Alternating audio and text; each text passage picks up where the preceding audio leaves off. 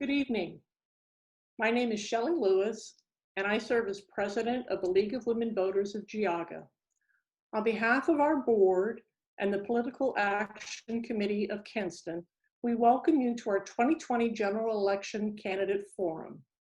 Here with a special message from PAC is Kinston student Max Volrath. Good evening. My name is Maxwell Volrath, and on behalf of the Political Actions Committee at Kinston, I'd like to thank you all for attending Candidates Night and showing your interest in politics.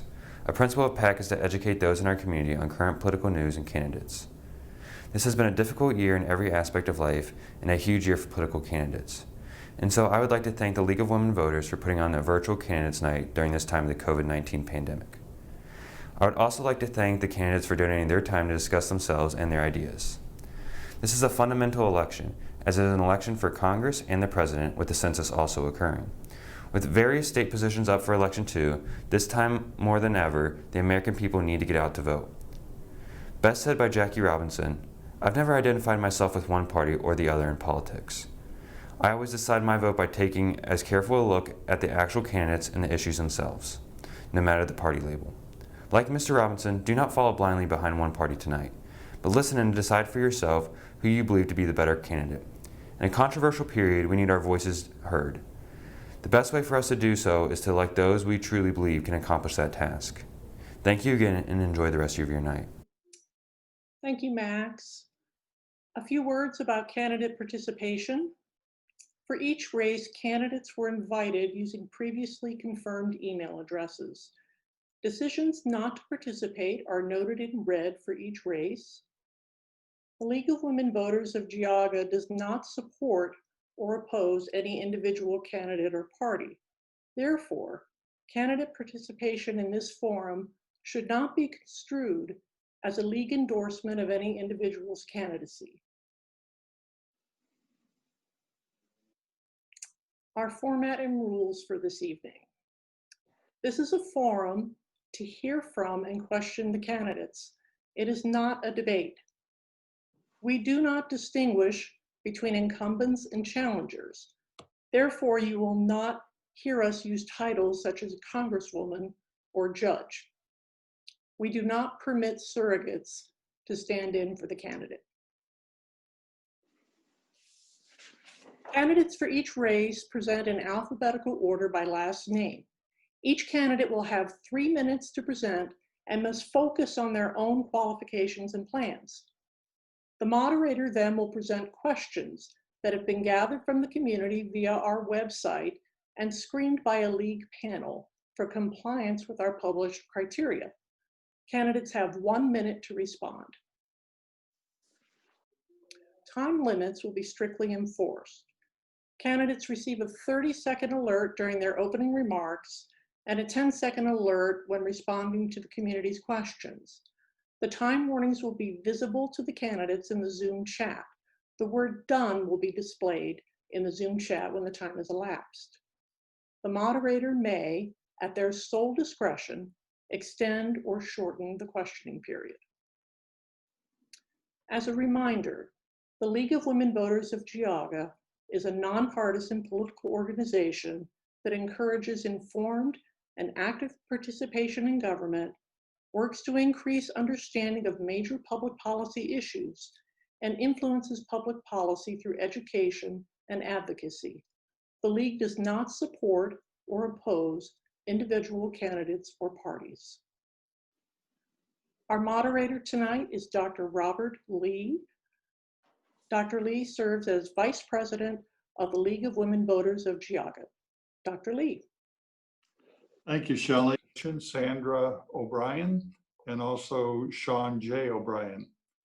Ms. O'Brien declined to participate, but we do have Sean J. O'Brien here tonight to participate in our program. Well, good evening, and I'd like to thank the League of Women Voters of Geauga County for putting this on. I appreciate it. I am State Senator Sean O'Brien of the 32nd Senate District, which encompasses all of Trumbull County, all of Ashtabula County, and a sliver of Geauga County.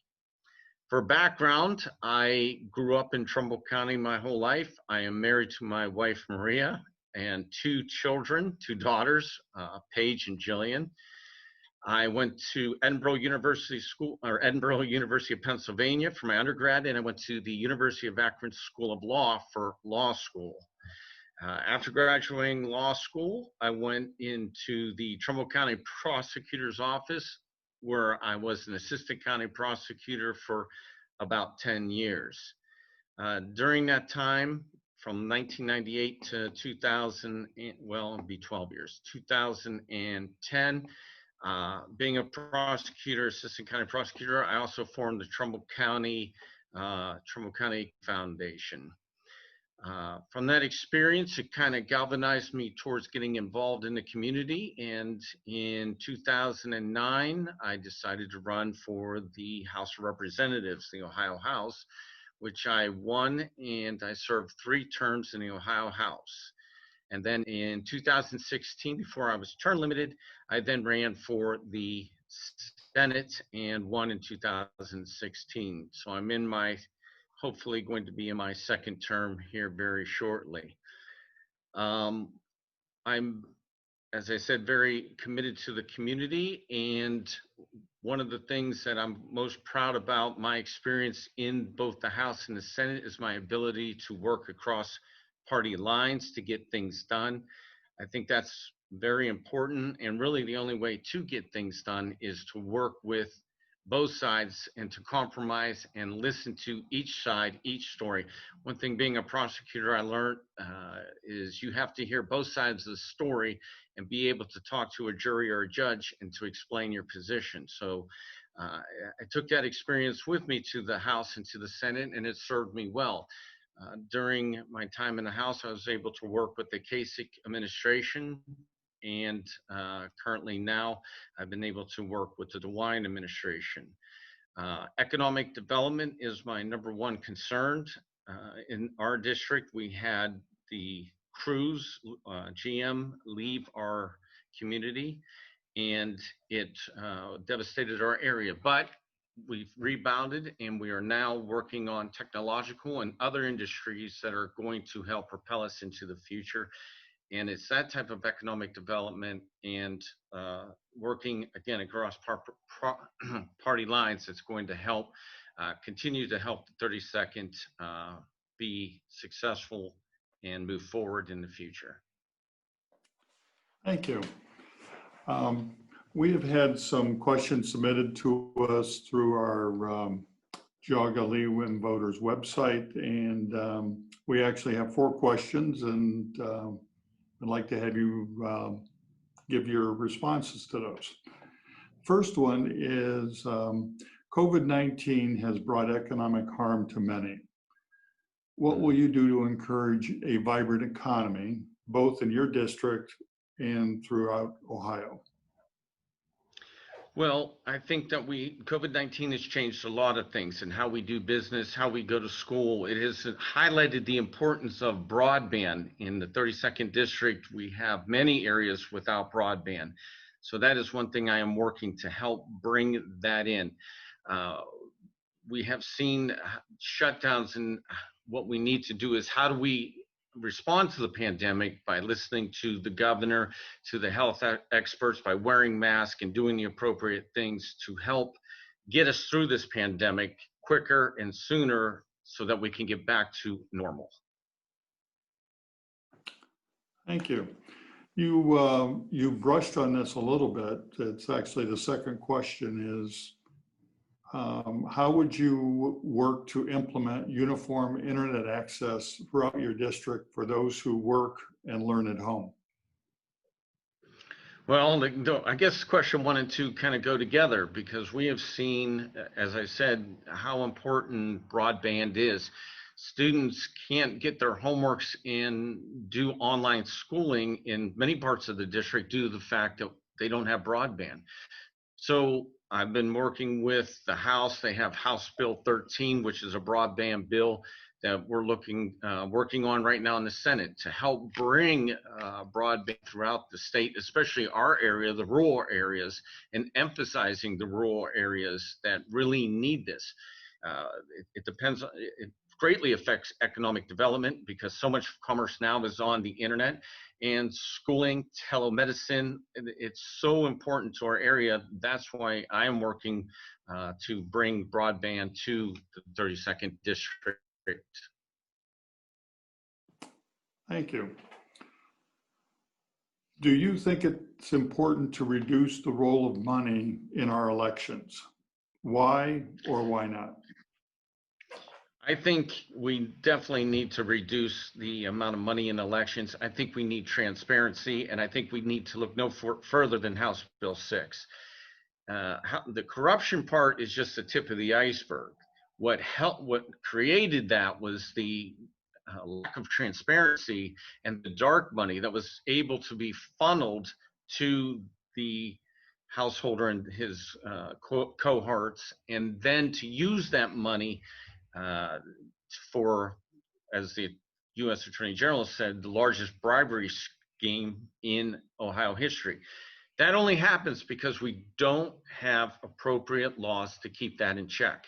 And when you follow the money, that's where you see where the issues are. So we need campaign finance reform, and we need to have accountability when it comes to campaign finance. Thank you. The last question we have for you is, what changes in Ohio policing laws would you support or oppose, and why? I think for Ohio, we need to do more training.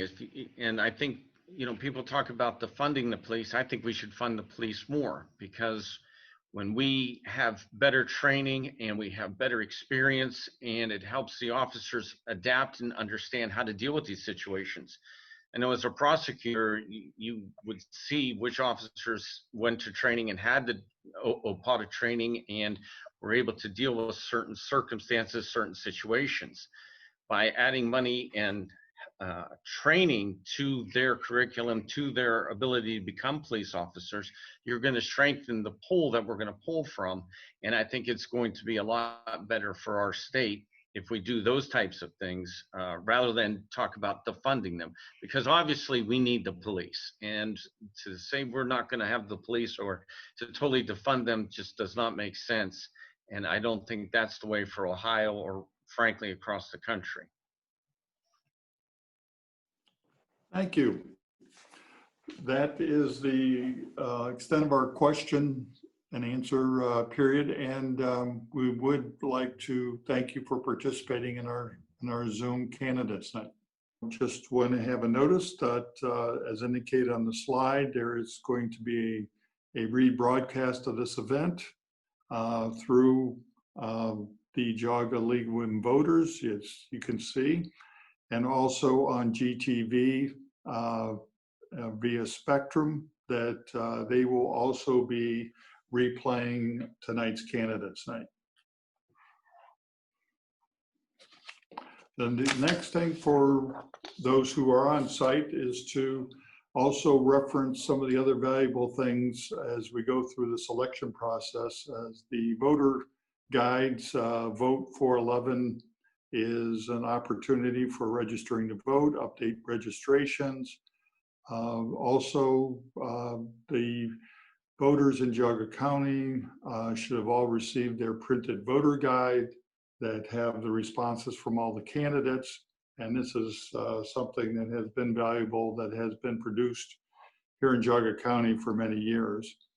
And for the judicial candidates, you can also go to the judicialvotescount.com, and that is another reference for people that have interest in the judicial candidates. So this concludes our Geauga County Candidates Night for 2020 general election. I want to take this opportunity to thank the candidates who participated tonight. The coronavirus has temporarily changed our world, and it takes courage and passion for our candidates to step out of their traditional campaign box and to speak to the Geauga County voters via a Zoom format. The challenges of public office has also become a bit more complicated as a result of social media. So again, I want to thank each and every one of you for your desire and willingness either to enter and or to serve in the public arena. Special thanks goes to the Geauga County League of Women Voters and the Kenston Schools Student Political Action Committee. Individuals in both groups voted many hours of their time to make this event happen. The Geauga League of Women Voters are going to continue to remain equally passionate about increasing voter participation and creating more informed citizens. Thank you again for participating and best wishes.